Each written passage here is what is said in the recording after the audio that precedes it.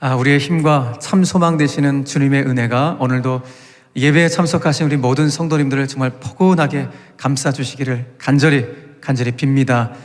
말씀드렸던 것처럼 오늘은 스승의 주일로 지키고 있습니다. 정말 우리 교회 귀한 영혼들을 마음과 뜻과 정성을 다해서 정성스럽게 섬기시는 우리 모든 교사분들 한 분 한 분을 담임 목사로서 정말 감사의 마음을 이 시간 표하고 전합니다. 동시에 우리 교회의 영적 스승이신 원로 목사님과 사모님을 향하여서 교회를 대표하여 또 감사의 마음을 전합니다.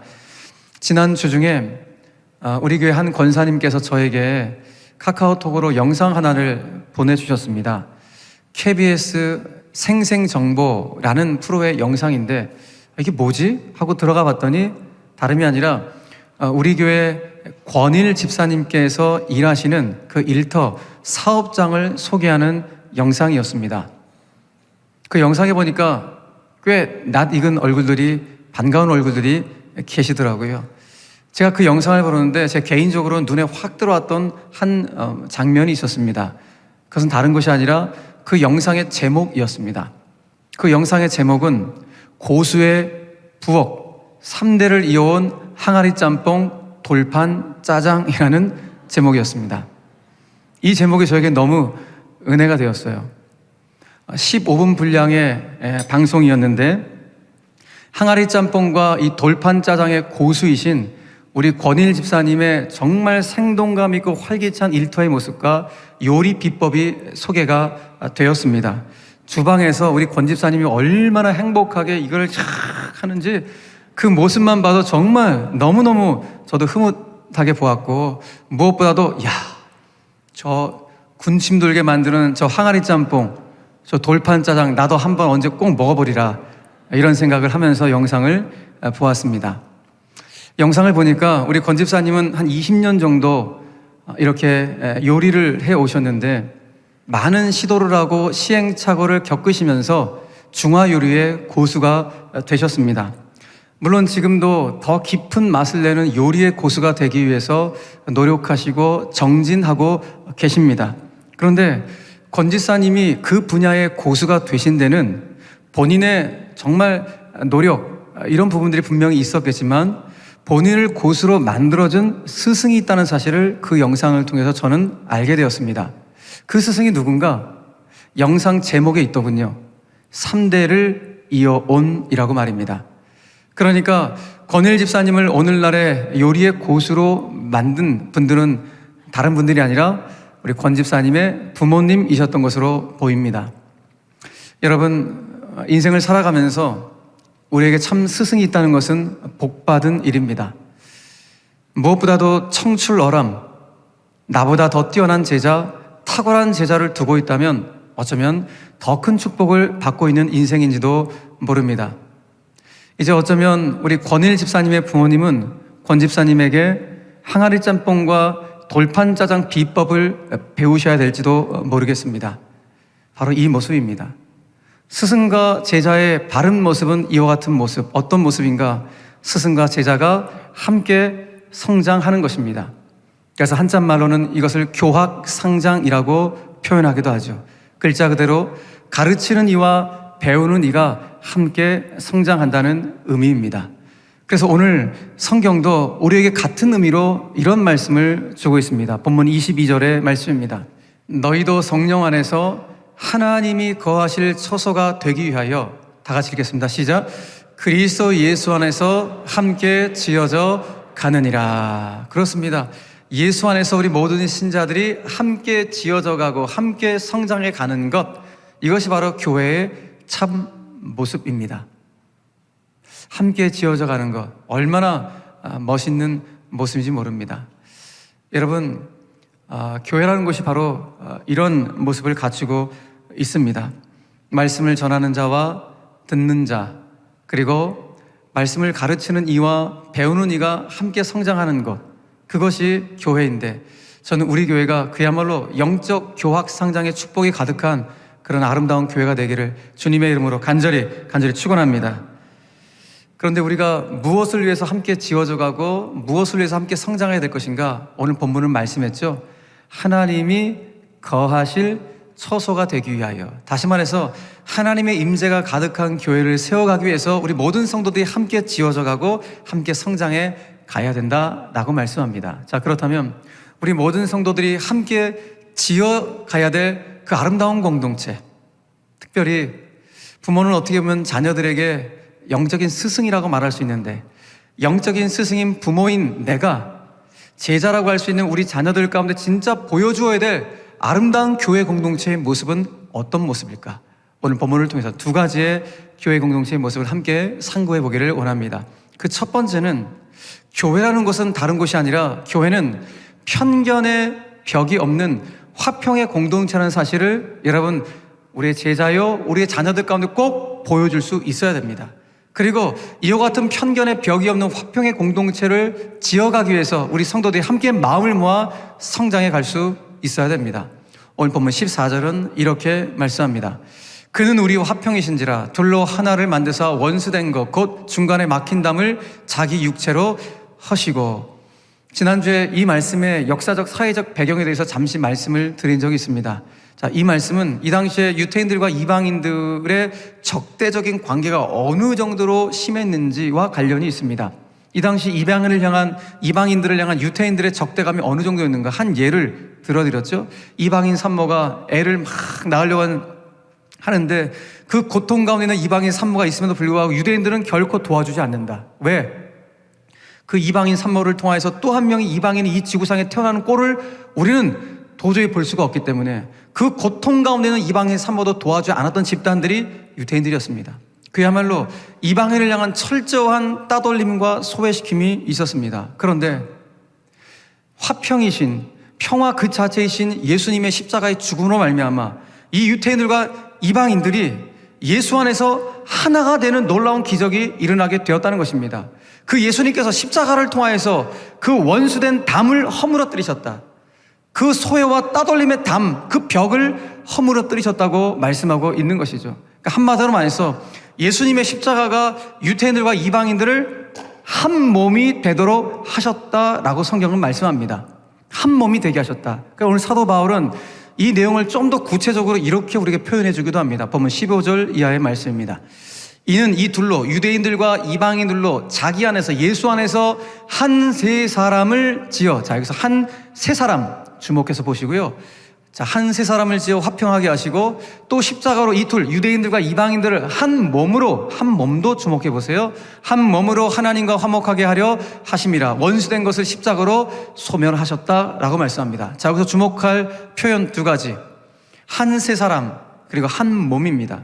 자, 얼핏 눈으로 봤을 때는 이 표현이 두 가지 표현으로 보이지만은 실은 의미가 같은 교회라는 의미를 가지고 있습니다.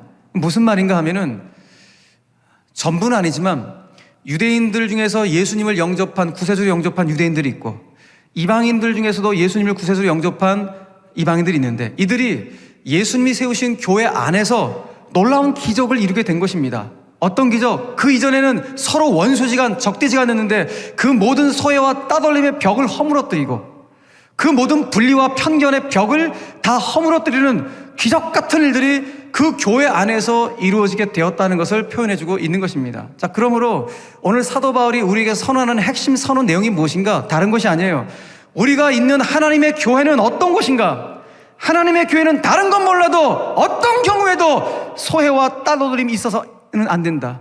하나님의 교회는 어떤 경우에도 편견의 벽, 그리고 분리의 벽을 쳐서는 안 된다. 그 모든 편견과 분리의 복을 허물어뜨리는 곳이 하나님의 교회가 되어야 된다는 것을 오늘 선언하고 있는 것입니다. 여러분, 저는 우리 수원제일교회가 정말 이런 교회가 되길 간절히 바랍니다. 어떤 경우에도 사람과 사람 사이에 소외시킴과 따돌림이 있는 그런 아픔이 있는 교회가 되지 않길 바라고 정말 사람을 정성스럽게 대할 수 있는 그런 아름다운 교회가 되었으면 참 좋겠습니다. 왜냐하면 우리는 서로가 하나님의 형상이기 때문입니다. 하나님의 형상으로 서로를 존귀히 여기며 그 사람을 정성스럽게 대할 때 하나님의 교회는 더 영광스럽게 세워져 가게 되는 것입니다. 그런데 우리에게는 알게 모르게 참 여러 가지 편견들이 있습니다. 그런데 그 편견이 교회 안에서도 그동안 있어 왔다는 사실을 부인하지 못합니다. 그런데 한국 교회사에 보면 여러 가지 그 편견들을 무너뜨린 한 교회가 있습니다. 특별히 교회 안에 어떤 편견들이 있었냐면은 남녀 간의 어떤 편견들이 있어 왔습니다. 그리고 신분 간의 편견이 있어 왔고, 그리고 지방색의 편견의 벽이 있어 왔습니다. 어쩌면 지금도 교회 안에 그런 편견의 벽들이 있는지도 모르겠습니다. 그런데 한국 교회사에 보면은 이 세 가지의 편견의 벽, 남녀 간, 그리고 신분, 그리고 지방색의 편견의 벽이 와르르 무너진 정말 아름다운 교회가 있었는데, 어떤 교회인가? 지금도 있는데요. 저 전라북도 김제에 가면 금산교회라고 있습니다. 이 금산교회가 유명한 것은 일단 뭘로 유명하냐? 교회 건물 자체가 기역자로 되어 있는 것으로 유명한 교회가 금산교회입니다. 그러니까 이 당시, 그러니까 100년 넘었죠. 교회를 질 때 유교의 영향을 받다 보니까 남녀 간에 같이 예배를 드리는데 어디 남녀들이 눈을 마주치며 예배를 드릴 수가 있느냐? 그럴 수 없다. 그러니까 기역자로 만들어 갖고 이쪽에서도 여자 성도리신 목사만 보고, 이쪽에는 남자만 앉아갖고 목사만 보고, 이 둘 사이는 커튼을 딱 가려놨어요. 그래서 서로가 눈빛 교환을 하지 못하고 예배를 드릴 수 있도록, 그것이 거룩한 것이라고 생각했기 때문에 그런 건축 구조 양식을 했던 것입니다. 그런데 금산교회 교인들이 계속 신앙생활하면서 성경 공부하다 보니까, 야, 이게 복음적이지 않네. 교회 안에 어떤 차별도 없는데 왜 우리가 인간이 차별을 하는가? 그래서 1920년에 그 커튼을 걷어버립니다. 그러니까 한마디로 말해서 남녀의 편견의 벽을 허물어뜨리게 된 것입니다. 그런데 이 금산교회는 어떻게 시작이 되었는가 하면은, 그 금산 지역에 선교사가 내려가서 복음을 전해서 많은 사람들이 이제 예수를 믿게 되는데, 그 중에 조덕삼이라는 사람이 있었는데, 이 사람의 사랑채에서 출발한 교회가 금산교회입니다. 그러니까 이 사람은 좀 이렇게 대저택을 갖고 있는 분이었죠. 하인도 두고 있는. 그러니까 자기 집 사랑채에서 교회를 시작하다 보니까 하인들도 같이 예배를 드리게 되는 거예요. 근데 시간이 흘러갔고 본인하고 하인하고 같이 세례를 받는 일이 이제 있게 된 것입니다. 그때 그 많은 하인들 중에서 본인하고 같이 세례를 받았던 사람이 누군가 하면은 그 당시에 청년이었던 이자익이라는 하인, 그 청년이 주인하고 같이 세례를 받게 됩니다. 그리고 세월이 흘러서 주인 조덕삼과 그리고 하인 이자익이 함께 영수라는 직분, 지금의 집사 직분을 함께 받게 됩니다. 그리고 세월이 흘러서 어느 날, 우리가 지지난주 우리 교회도 했죠. 임직 증선을 위한 공동회를 했는데, 이 교회도 그때 장로 피택을 위한 공동회를 하게 된 것입니다. 그런데 주인인 조덕산 집사가 떨어지고 하인인 이자익 집사가 장로로 피택이 된 것입니다. 그러니까 교회가 그 순간 어떻게 되었을까요? 예. 놀라운 것은 무엇인가 하면은, 그 하인 이자익 집사는 고향이 그 지역 전라도가 아니라 경상도 출신이에요. 근데 성도들이 이자익 집사가 이 고향이 경상도라는 사실을 다 알고 있음에도 불구하고 이자익 집사를 장로로 피택을 한 것입니다. 그러니까 한마디로 말해서 지방색의 편견의 벽을 무너뜨리게 된 것이죠. 그런데 이렇게 교회를 세우는데 지대한 공을 세웠던 조덕산 집사가 장로 피택이 되지 않으니까 그 순간 교회가 냉기가 막 찰찰찰 흘러넘치고 뭔가 긴장감이 감도는 그런 순간이 되었겠죠. 그 순간 조덕산 집사가 손을 듭니다. 발언권을 얻어 이 강단으로 나와서 성도들 앞에서 말씀을 합니다. 사랑하는 금산교회 성도 여러분, 여러분들은 오늘 정말 훌륭한 결정을 하셨습니다. 우리 교회가 너무 위대한 일을 했습니다. 사실 저희 집에서 일을 하시는 우리 이자익 집사님은 저보다 신앙의 열의가 더 대단하신 분이십니다. 여러분 정말 잘하셨습니다. 고맙습니다. 그러니까 한마디로 말해서 정말 당선되실 분이 당선되셨습니다 라는 뉘앙스로 말씀을 마치시고 강단을 내려가시죠. 그러니까 한마디로 말해서 신분의 편견의 벽이 무너지게 되었던 것입니다. 보십시오.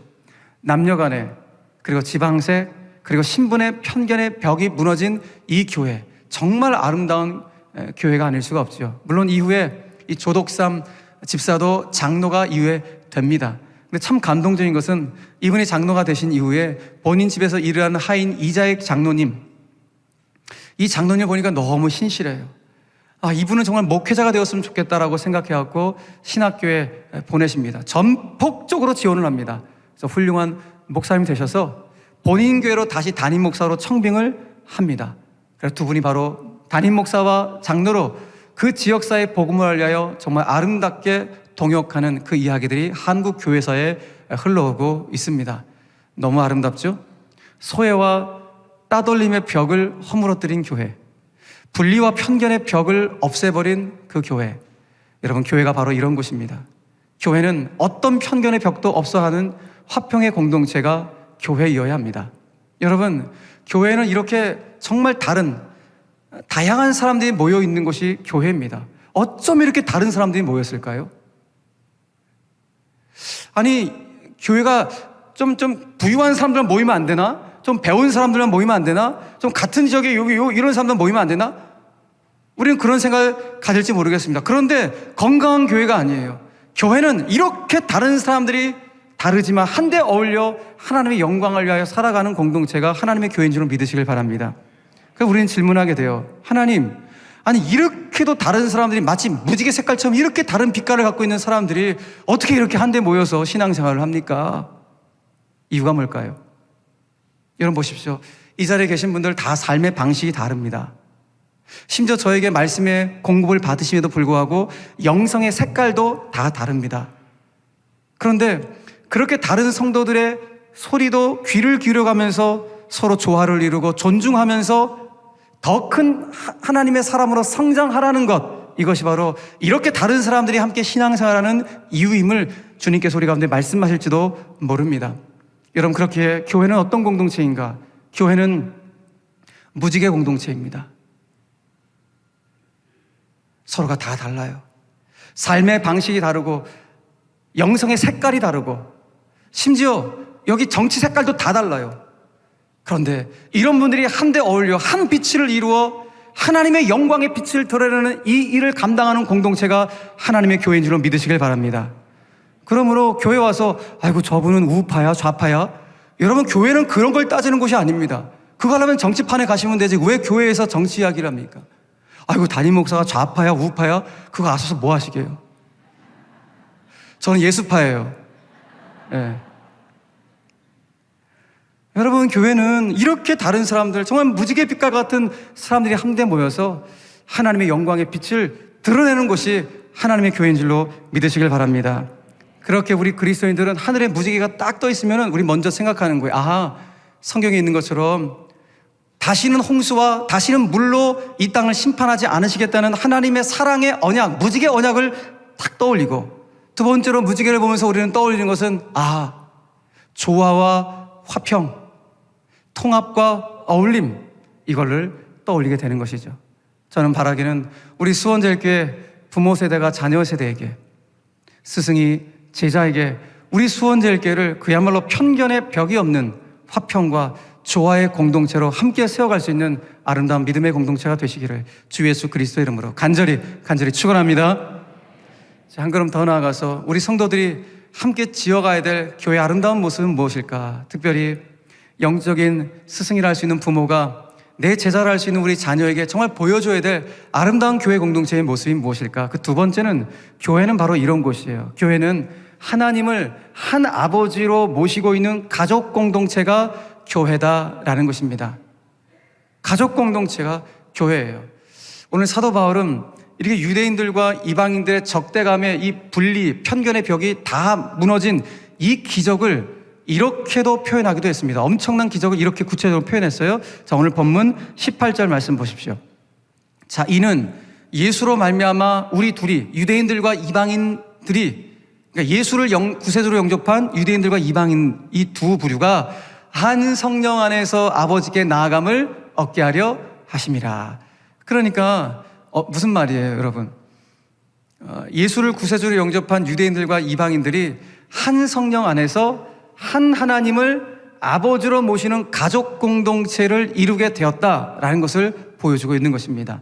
사도 바울은 이 가족 공동체를 오늘 하나님의 권속이라는 표현을 사용해서 정말 교회야말로 가족 공동체다라는 것을 보여주고 있어요. 그 다음 19절 말씀 보니까 이렇게 말을 하죠.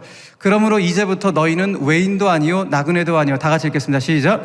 오직 성도들과 동일한 시민이요 하나님의 권속이라. 아멘. 권속 많이 들어보셨죠? 이 돌볼 권자에다가 무리 속자를 사용하는데요. 돌보는 무리가 있다는 거예요. 여러분들 돌보는 무리는 가장 가깝게는 가족이죠. 그러니까 권속이라는 뜻은 가족, 가정을 의미합니다. 영어 성경에서는 household라고 번역이 되어 있기도 합니다. 그래요, 여러분. 우리는 가족이에요. 우리는 식구입니다. 여러분, 가족의 제일 두드러진 특징이 무엇입니까? 보편적으로 우리 가족의 가장 두드러진 특징, 그것은 편안하다는 거예요. 여러분, 우리 가족이 불편하면 집에 어떻게 들어갑니까? 일단 가족은 편안해야 돼요. 이게 가족의 가장 두드러진 특징이 되어야 됩니다. 자고 일어났는데 눈곱이 끼어도 상관없고 머리가 산발이 돼도 상관없어요. 왜? 가족이 다 받아주니까. 내 가족이니까. 여러분, 그렇기 때문에 우리가 신자가 되었다고 하는 것은 뭘 말하는가? 예수 안에서 신자가 되었다는 것은 가족이 되었다. 영적인 가족, 영가족이 되었다. 또 식구가 되었다라는 것을 의미합니다.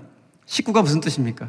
먹을 식자, 입구자 사용해서 한 집안에서 밥을 같이 먹는 사람, 한 가정에서 식탁 교제를 하는 사람을 가리켜서 식구라고 말을 하는데, 우리가 신자가 되었다는 것은 결국 뭐예요?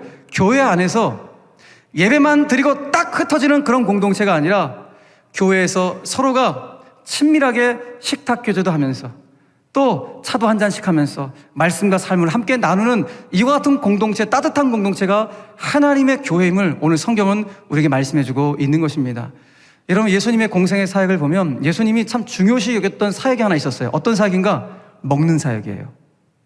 예수님은 식탁 교제를 참 많이 하셨고 식탁 교제가 참 중요해 라는 것을 보여주셨습니다. 가나 혼인잔치 보십시오. 오병이어 기적을 보십시오. 최후의 만찬을 보십시오. 예수님은 그 식탁 교제를 통해서 당신의 마음이 무엇인지를 드러내셨고 그 식탁 교제 중에 기적을 일으키시는 역사도 일어나게 되었던 것입니다. 심지어 예수님은 그 식탁 교제가 우리 신자들 가운데 얼마나 중요한지 친히 이렇게 말씀하시기도 합니다. 요한계시록 3장 20절 말씀입니다. 볼지어다 내가 문 밖에 서서 두드리노니 누구든지 내 음성을 듣고 문을 열면 내가 그에게로 들어가 그와 더불어 먹고 그는 나와 더불어 먹으리라. 아멘. 여러분, 이게 복음이에요. 이게 교회라고요. 더불어 먹고 더불어 먹으리라. 이게 교회예요. 여러분, 실은 우리가 함께 밥만 잘 먹어도 그 식탁 교제만 자주 해도 싸울 일이 별로 없습니다. 혹 교회 안에서 혹 갈등이 있는 분들 자세히 한번 보십시오. 식탁 교제를 잘 안 하신 분들일 거예요, 아마. 밥숟가락 한번 뜨기 싫은 그런 분들이 좀 갈등이 있는 분들이 굉장히 많을 거예요, 아마. 그런데 밥만 자주 먹어도 싸울 일이 별로 없어요. 물론 가족이라고 왜 싸우지 않겠습니까? 부부싸움도 하고 여러 사람 갈등이 있는 게 가족이기도 하죠. 그런데 가족이기 때문에 내 갈등의 대상을 향하여서 내 원수야, 저 적이다, 이렇게 우리는 싸우지 않습니다. 적이가 원수라고 생각하지 않기 때문에 다음날 되면 다시 식탁 교제하고 다 훌훌 털어버리고 또 일상을 살아가는 게 가족입니다. 마찬가지로 영가족 공동체인 교회도 마찬가지입니다. 어찌 이렇게 다른 사람들이 모였는데 갈등이 없을 수가 있겠습니까? 갈등이 있다고요. 그런데 갈등 있는 그 상대를 향해서 내 적이야, 저 원수 같은 인간, 이렇게 우리는 대하지 않는다고. 왜? 우리는 하나님의 권속, 가족, 식구이기 때문에 그런 것입니다. 여러분, 그러니 영가족들끼리 교회 안에서 신앙생활 하시면서 예배만 딱 끝나고 가지 마시고 여러분 속으로 안으로 들어오셔갖고 식탁 교제도 하시고 때로는 운동 교제도 하시고 여전대 남전대 들어오셔갖고 정말 아름다운 교제를 해 나가시길 바랍니다. 왜냐하면 신앙이라고 하는 것은 연결이라는 단어와 아주 밀접하게 관련이 있기 때문에 그렇습니다. 여러분, 사단은 우리를 자꾸 분리시킵니다. 사단은 그래서 분리의 영입니다. 근데 성령은 연결의 영이에요. 우리를 자꾸 하나님과 연결시키고 교회와 연결시키고 성도와 연결시키게 하는 것이 하나님의 마음이라고요. 그래서 우리가 신앙의 여정을 걸어가면서 서로를 향해서 사랑과 존경 그리고 배려와 격려로 연결되어질 때 비로소 우리는 하나님이 원하신 참 성전의 모습으로 지어져 가게 되는 줄로 믿으시길 바랍니다. 그러니까 우리가 성전이라고요. 우리가 어떤 모습으로 성전으로 비어져 가는가? 서로를 향하여 사랑과 존경과 배려와 격려로 연결되어질 때 비로소 하나님이 기뻐하시는 성전이 되어간다고요. 그것이 오늘 본문이 우리에게 말씀해주고 있는데, 자, 오늘 본문 21절 말씀 같이 한번 읽겠습니다. 시작. 그의 안에서 건물마다 서로 연결하여 주 안에서 성전이 되어가고. 아멘. 그죠? 예수 안에서 서로 연결하여 주 안에서 성전이 되어가는 거예요. 공사 중이라고요. 우리 성전이 완벽한 성전을 이룬 것이 아니라 지금도 아름다운 성전을 짓기 위해서 지금 신앙의 여정을 걷고 있는 것입니다. 제가 오늘 담임 목사로서 우리 사랑하는 성도들 가운데 권면해 드리는 것은, 이렇게 우리가 신앙의 여정을 걷는다는 것은 나 혼자 독불장군식으로 신앙의 여정을 걸어서는 안 됩니다. 그렇기 때문에 우리 교회 같은 다락방 속 안으로 들어오셔서 이제 단순히 먹는 교제뿐만 아니라 다른 것도 먹어야 돼요. 무엇을? 말씀을 함께 먹고 말씀을 함께 나눌 수 있는 말씀 교제를 하셔야 됩니다. 왜냐하면 하나님의 교회는 그 말씀의 토대 위에 세워진 공동체가 교회이기 때문에 그렇습니다. 그래서 오늘 본문 20절은 이렇게 우리에게 말씀하죠. 자, 같이 한번 읽겠습니다. 시작. 너희는 사도들과 선지자들의 터 위에 세우심을 입은 자라. 그리스도 예수께서 친히 모퉁이 돌이 되셨느니라. 아멘. 자, 이 말씀 보니까 너희는 그랬어요. 너희는 1차적으로 유대인들과 이방인들, 예수를 구세주로 영접한 유대인들과 이방인들을 의미하죠. 근데 궁극적으로는 그렇게 이들이 예수 안에서 하나가 되어서 세운 교회를 의미하는 게 너희예요. 그러니까 교회는 보세요. 교회는 사도들이 남겨놓은 신약 성경과 교회는 선지자들이 남겨놓은 구약 성경을 토대로 세워지게 되었다. 그러니까 하나님의 교회는 성경 말씀을 토대, 기초로 세워진 것이 하나님의 교회이기 때문에, 그리고 말씀 그 자체이신 예수님이 교회의 모퉁이돌, 주춧돌이 되시기 때문에 하나님의 교회 안에서 신앙생활하는 사람들은 반드시 통성한 말씀의 교제, 그 말씀 함께 먹을 수 있는 그런 친밀한 교제가 있어야 됨을 성경이 말씀해주고 있는 것입니다. 저는 바라기는 우리 성도님들이 정말 우리 성도들과 함께 말씀에 충만한 교제가 있었으면 좋겠습니다. 이게 있지 않으면 죄송합니다. 우리의 신앙은 늘 제자리예요. 나는 신앙이 성장한 것 같지만 성장한 것이 아니에요. 왜냐하면 나와 삶의 방식이 다른, 생각이 다른 사람들의 이야기를 듣지 않다 보니까 신앙이 성장하는 게 참 쉽지가 않습니다. 그런데 이런 분, 저런 분의 이야기를 듣고 삶의 그 곤고했던 순간들, 아픔의 이야기들, 그러나 또 하나님이 축복하신 이야기들을 들으면서, 야, 하나님 정말 살아계시는구나, 그렇게 서로의 삶을 말씀을 통해 나누게 될 때 나도 모르게 영적으로 쑥쑥 자라가는 것을 경험하게 되는데, 제가 오늘 부탁을 드리기는 사랑하는 성도님들, 이렇게 우리 교회 속으로 다락방이라든지 또 남녀 전도회라든지 또 운동 소그룹이라든지 이런 데 들어오셔서 함께 치밀한 영적 교제를 나눌 수 있기를 간절히 바랍니다. 그래서 우리 수원제일교회를 통해서 정말 교회가 하나님을 아버지로 모시는 영가족 공동체라는 사실을 여러분이 친히 몸으로 경험해 갈 수 있는 우리 교회가 되기를 주 예수 그리스도의 이름으로 간절히 축원합니다. 말씀을 맺겠습니다. 자, 오늘 우리 모든 성도들이 함께 지어가야 될 아름다운 교회 공동체의 모습이 무엇인가, 특별히 부모된 영적인 부모인 나, 영적 스승인 내가 제자라고 할 수 있는 우리 자녀들 가운데 어떤 교회가 아름다운 공동체의 모습인지 도대체 어떻게 보여줘야 될 것인가, 이런 부분을 함께 상고해 보았습니다. 그 교회 공동체의 모습은 편견의 벽이 없는 화평의 공동체다. 두 번째는 하나님을 아버지로 모시는 영가족 공동체가 우리가 지향해야 될 하나님의 교회의 모습이다라는 것을 함께 생각해 보았습니다. 자, 그렇다면 이 모습을 우리 자녀들 가운데, 우리 제자들 가운데 어떻게 보여줘야 될까요? 어떻게 가르쳐야 될까요? 우린 이제 알고 있습니다. 입으로 가르치는 것은 안 된다는 사실을 말입니다. 아무로 입으로 우리 자녀들 가운데 가르치려 해도 그 가르침이 먹히지 않는다는 사실을 우린 이미 이제 알고 있습니다. 그러면 어떻게 해야 되는가? 보여줘야 합니다. 무엇을? 내 아빠 엄마가 교회 생활을 할 때 저렇게 우리 아버지 어머니가 가는 곳은 불화와 갈등이 있는 곳이 아니라 화평이 있고 웃음꽃이 피고 평화가 있고 이렇게 아름다운 역사들이 일어나는 거라, 그 모습을 우리 부모님이 보여줘야 합니다. 그것이 참 스승이에요. 잊지 마십시오. 참 스승은 가르치는 이가 아니라 실은 삶으로 보여주고 드러내는 사람입니다. 일상의 삶 속에서 그리스도의 향기로 살아가는 사람이 참 스승입니다. 저는 바라기는 우리 제일의 모든 영가족들이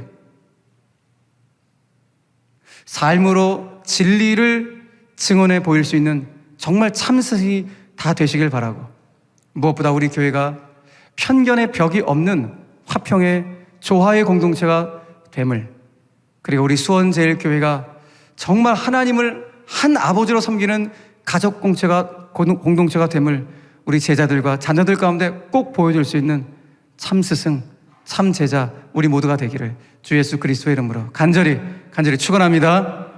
축원합니다. 아멘.